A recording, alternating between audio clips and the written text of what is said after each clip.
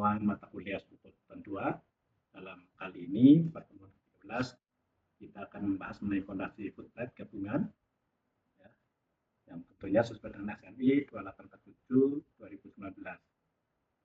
Seperti kita ketahui, fondasi footplate gabungan ini biasanya pada kondisi tanah yang lembek atau daya dukung yang kecil, sehingga diperlukan ukuran tapak fondasi yang besar.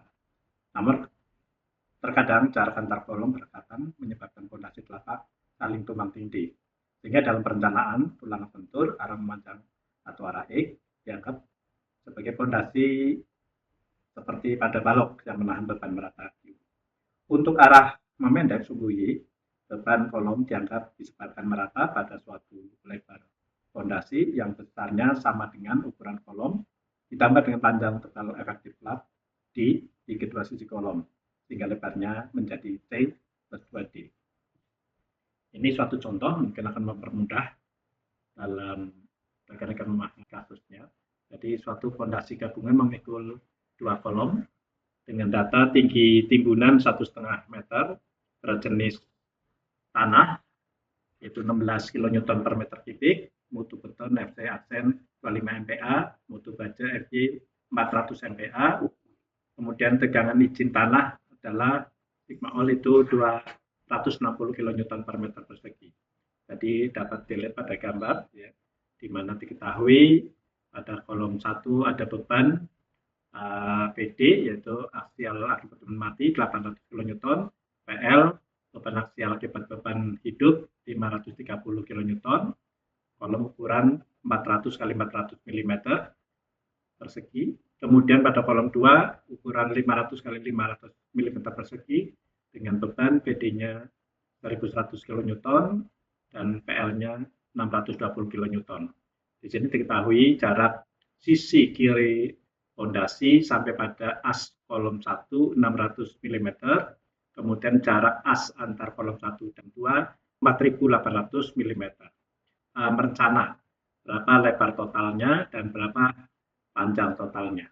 Pertama, dalam menyelesaikan perencanaan tersebut kita perlu menentukan lokasi resultan dari beban kolom, yaitu dengan cara statis momen terhadap kolom 1, di mana X sama dengan beban kali jarak dibagi dengan total bebannya. Jadi pada beban di kolom 1 jaraknya 0, sehingga tidak perlu kita tuliskan, sehingga cukup dari beban di kolom 2 yaitu 1100 ditambah 620 kali jaraknya terhadap as kolom 1 yaitu 4800 dibagi dengan total dari beban di kolom 1 dan kolom 2, sehingga jaraknya 2700 mm dari pusat kolom 1. Atau kalau kita hitung terhadap tepi fondasi X sama dengan 600 ditambah 2700 jadi 3300 mm. Akan lokasi resultan beban kolom perimpit dengan lokasi resultan dari tegangan tanah yang timbul pada fondasi gabungan, maka panjang fondasi gabungan diambil L-nya jadi 2 kali dari panjang tersebut, yaitu 2 kali 3300 hingga 6600 mm atau 6,6 meter L-nya. Nah, itu jarak X-nya dan itu jarak L-nya. Oke, kemudian kita akan menentukan luas dan tebal fondasi. Ditetapkan tebalnya adalah H, tebal fondasi H 900 mm, kemudian tinggi efektif D-nya adalah H dikurangi 75 yang merupakan selimut beton pada fondasi dan dikurangi tebal diameter tulangan. Dalam hal ini diameter tulangan diasumsikan akan ditetapkan 19, sehingga tinggi efektifnya 900 dikurangi 75 kurangi 19 sama dengan 806 mm. Kemudian kita menghitung beban kolom total dari P dijumlahkan pada kolom 1 dan kolom 2 akan ketemu 3050 kN.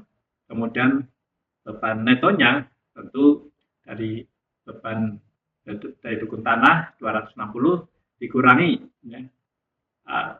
beban akibat beton yaitu tebal fondasi kali berjenis beton 24 dikurangi tebal tanah timbunan 1,5 kali berjenis tanah 16, jadi total menjadi 214,4 kN per meter persegi. luas perlu atau A perlu sama dengan P dibagi dengan P neto sama dengan ketemu 14,23 meter persegi.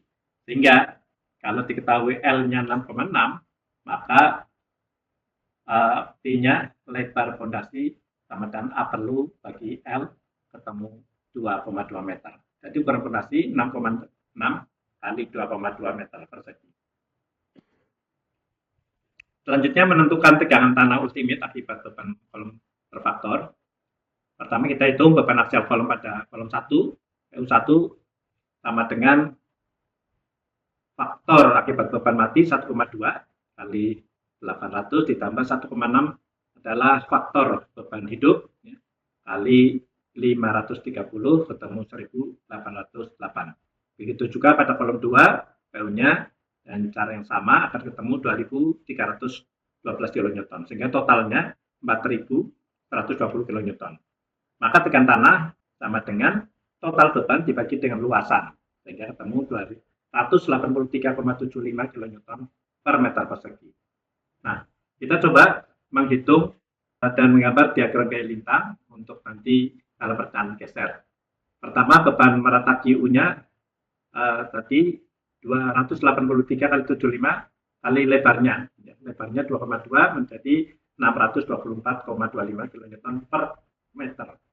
Maka gaya geser ultimate di muka kolom kiri, ya, pada bagian paling kiri kolom 1, beban merata kali ya, jaraknya. Ya, jadi seperti pada kita hitungan cantilever kali 0,6 dikurangi 0,4 per 2. 0,4 adalah lebar kolom ya, dibagi separuhnya. Ini supaya nanti dias.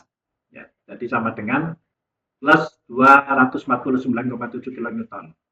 Kemudian gaya geser ultimate di muka kolom 1 sebelah kanan ya, sebelah kanannya tentu dari nilai di kolom 1 sebelah kiri kemudian ditambahkan dengan akibat dari beban ya, beban merata IU kali selebar kolom 0,4 ya. Kemudian dikurangi dari total dari beban di kolom 1 1800 sehingga ketemu min 1308,6 kN.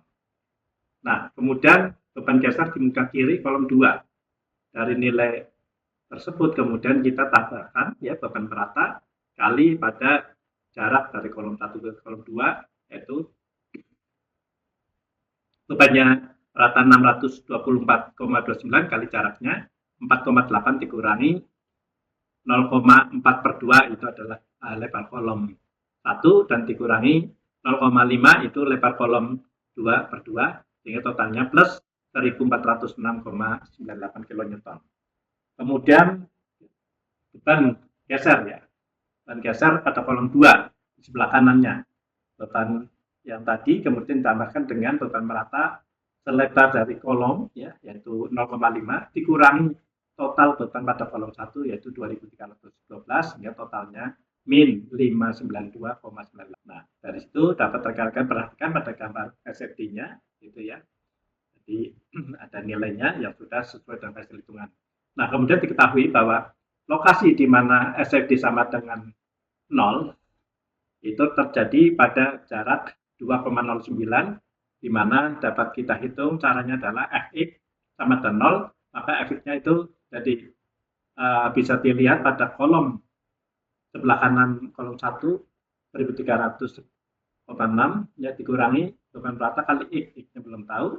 Nah, maka X bisa dihitung dari rumus tersebut ketemu 2,096 meter ya dari kolom 1. Kemudian kita hitung dan gambar momen lentur untuk nanti perencanaan tulangan lentur. Ya.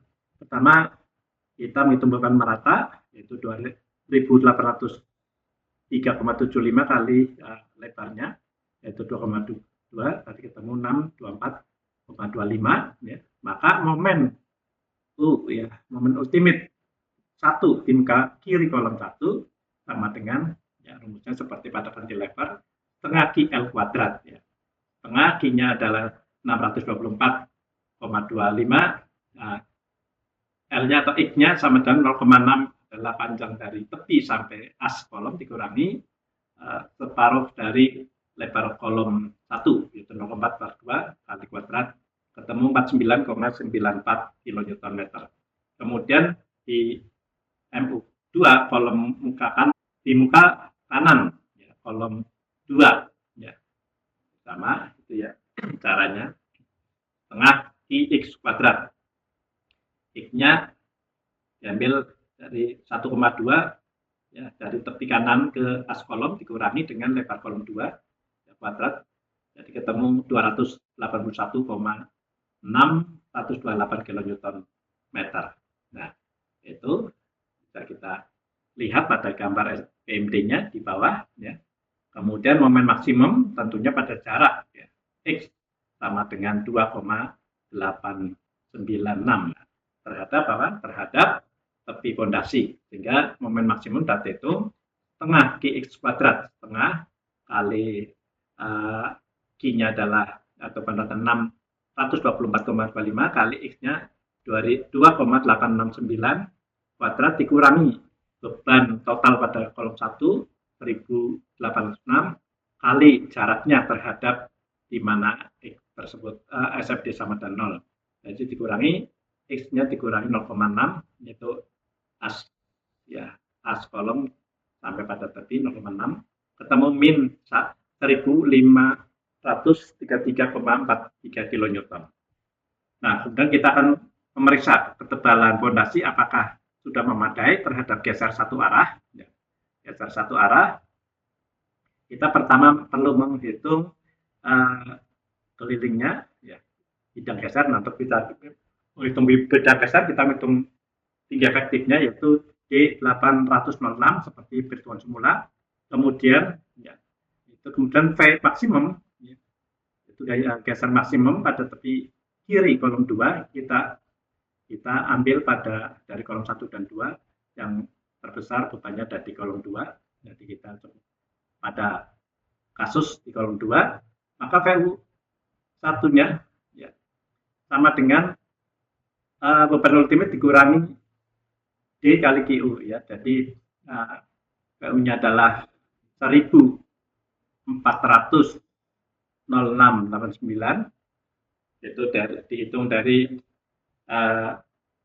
tadi diagram SFD yang terlihat pada gambar ini sebelah kanan 1406 dikurangi ya, QU kali ya, kali tebalnya ya. Tebal itu 0,6 kali G-nya 624 ya. Sehingga ketemu di 1 itu beban gesernya adalah 903,74. Kemudian V rencana atau V terfaktor besarnya adalah TO kali FC aksen, di mana TO ini adalah faktor pengalih geser 0,75 yang rumusnya adalah TO FC TO VC sama dengan ya, TO kali 0,174 kali lambda. Lambda ini adalah faktor modifikasi. Ya. Jadi kalau beton normal itu nilainya 1. Ya. Kemudian kali akar FC aksen, FC aksen adalah mutu beton, kali B lebar pondasi dan D adalah tinggi efektif. Sehingga kalau kita masukkan angka-angkanya, ya, semua 0,75 kali 0,174 kali lambdanya 1 kali FC-nya 25, lebarnya 22 dan tinggi efektifnya 0,86 ketemu 1130415 Newton. Nah, ini kalau dijadikan kilonewton dibagi 1000 menjadi 1130,4 kilonewton dan nilai ini ternyata masih lebih besar daripada gaya geser ultimate yang terjadi. Sehingga dari aspek pemeriksaan geser satu arah memadai atau oke ya. Nah, kemudian rekan-rekan kita mencoba memeriksa terhadap geser pon. Ya, geser pon itu pada keliling pada bagian tengah kolom. Jadi selebar C ya, lebar kolom ditambah dengan setengah D kiri kanan sehingga C plus D ya. Nah, jadi otomatis lebar kolomnya menjadi C plus D, maka kelilingnya adalah 4 kalinya. Ya. 4 kalinya ini apa keliling. 4 kalinya dari sisi 4 jadi ketemu 5,22 meter. Ya, selanjutnya gaya geser maksimum terjadi kita hitung pada survei 2, yaitu PU itu totalnya beban kolom itu 2.312 dikurangi Q beban meratanya tadi 283 kali ini kelilingnya, keliling dikuadratkan gitu ya. Jadi 1, tadi C plus D 1 ya, jadi C plus D.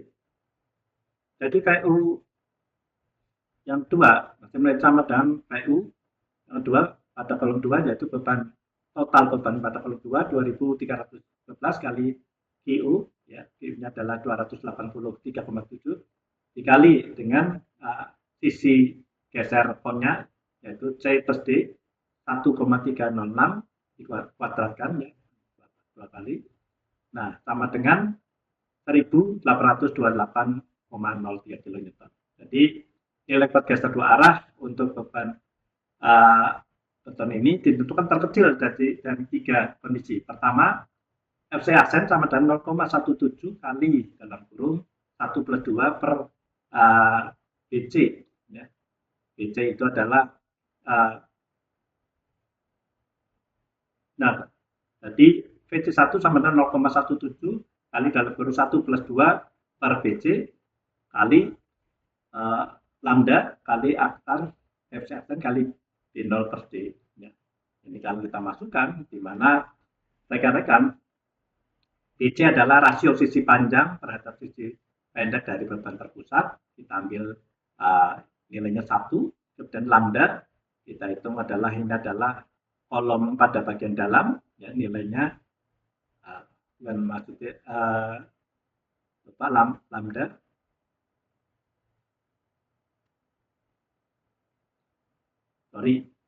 lambda adalah ini faktor modifikasi di mana merupakan beton normal nilainya 1, Fd-nya 25, keliling untuknya adalah 5.224 kali hingga Fd-nya ketemu 10,73688,7,2 Newton.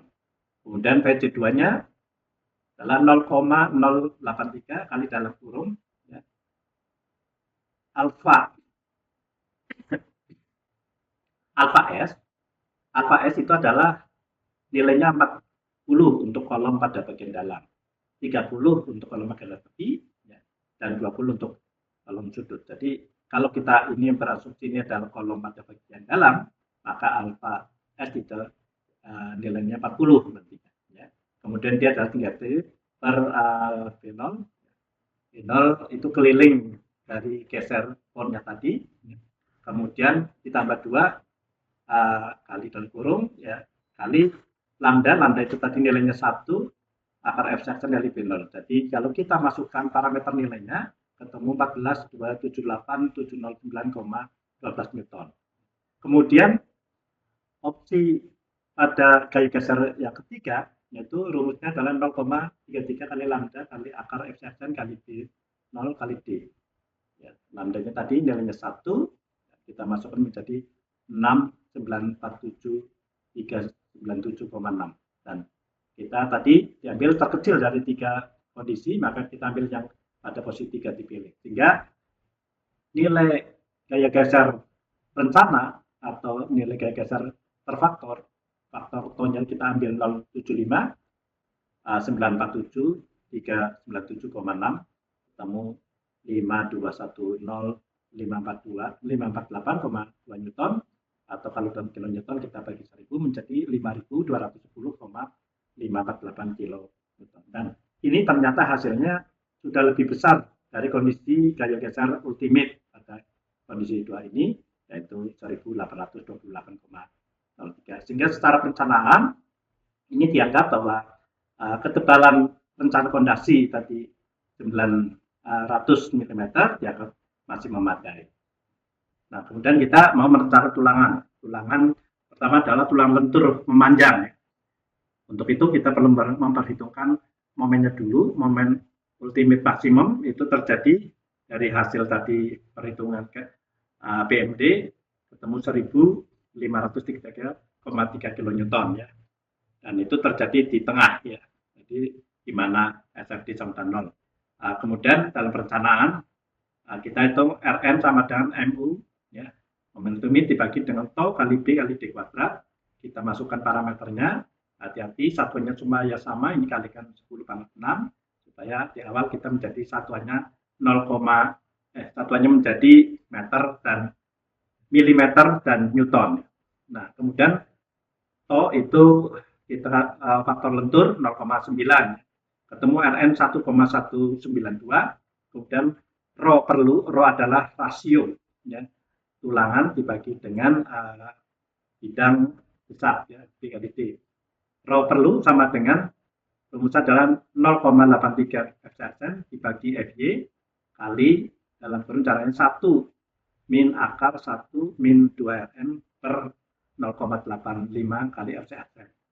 Ya, dan ini nilai-nilai sudah ada, kita masukkan, ketemu rho perlunya adalah 0,0037. Sehingga AS perlu, nah, ketemunya adalah rho kali B kali D, rho-nya 0,0307, kali B-nya lebar fondasi 2200 dan D hingga efektifnya 806, ketemu 5443,7 mm persegi.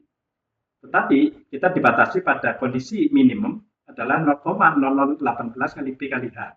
Kalau dihitung ketemu 3564, ya, 3564 mm persegi. Jadi masih biasa kondisi minimum. Maka kita gunakan untuk menghitung jumlahnya.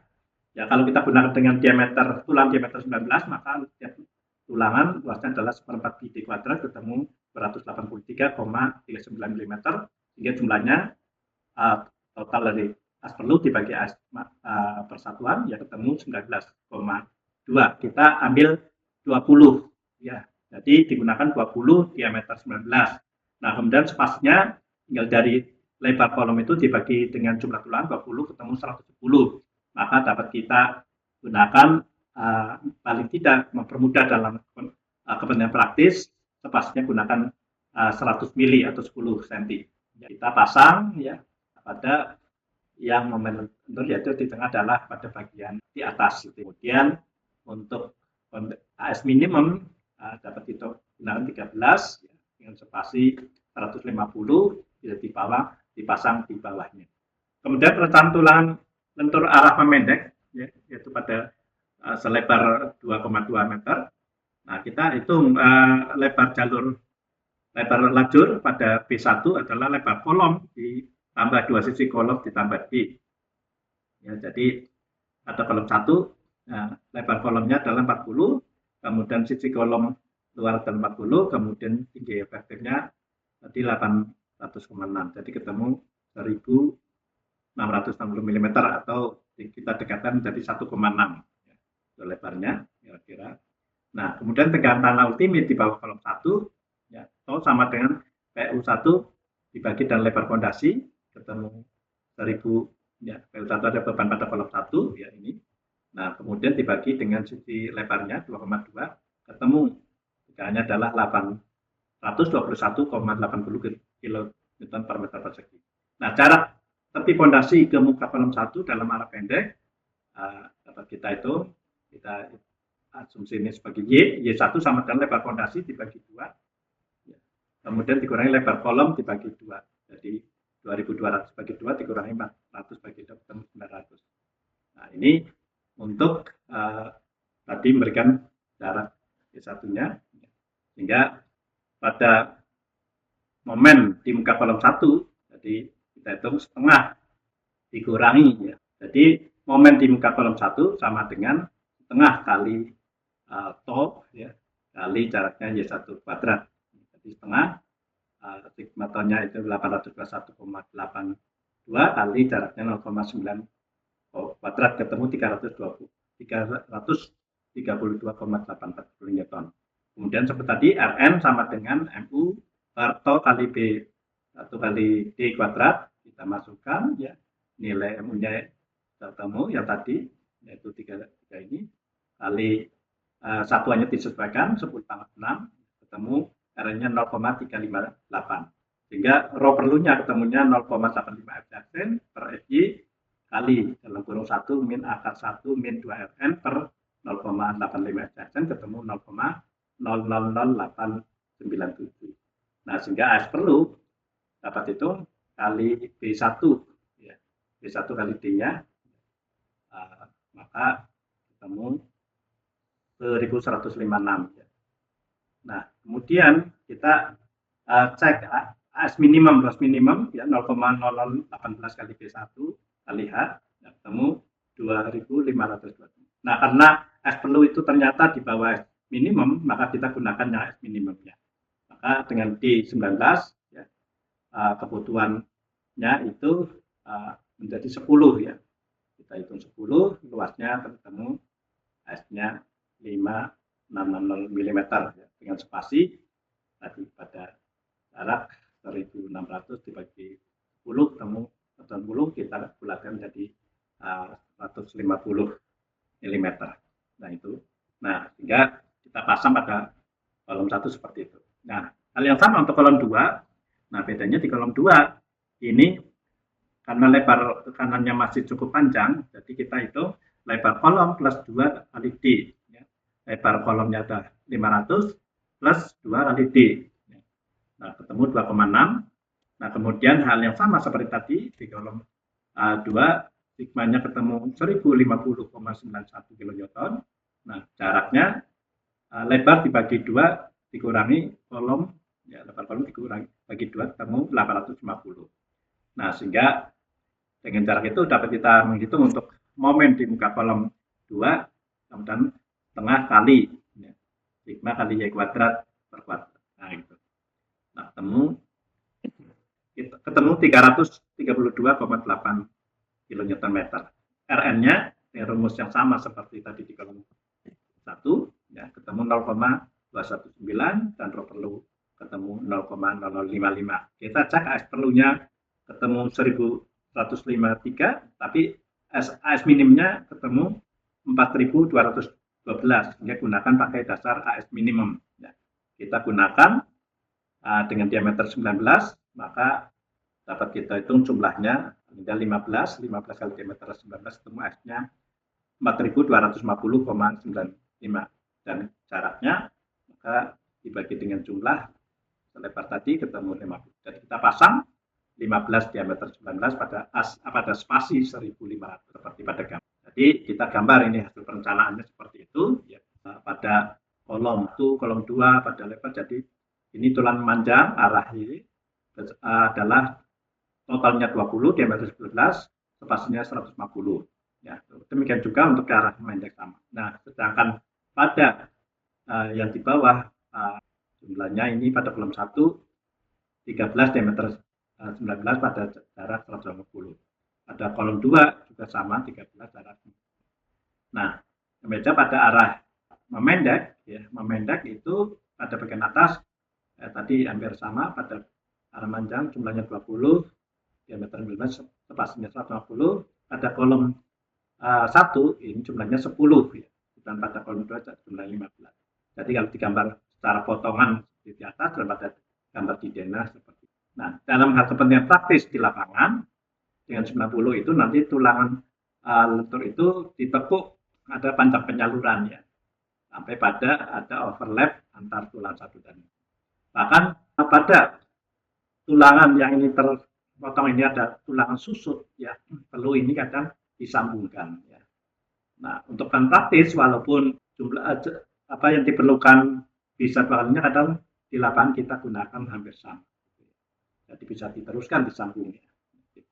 Demikian rekan-rekan dari perencanaan ini, mudah-mudahan penjelasan saya membantu dan dicoba untuk latihan nanti dengan kasus yang saya coba dengan data yang berbeda. Terima kasih. Jika ada komentar silakan ditulis. Terima kasih. Mohon maaf jika ada kekurangan. Billahi taufiq wal hidayah. Assalamualaikum warahmatullahi wabarakatuh.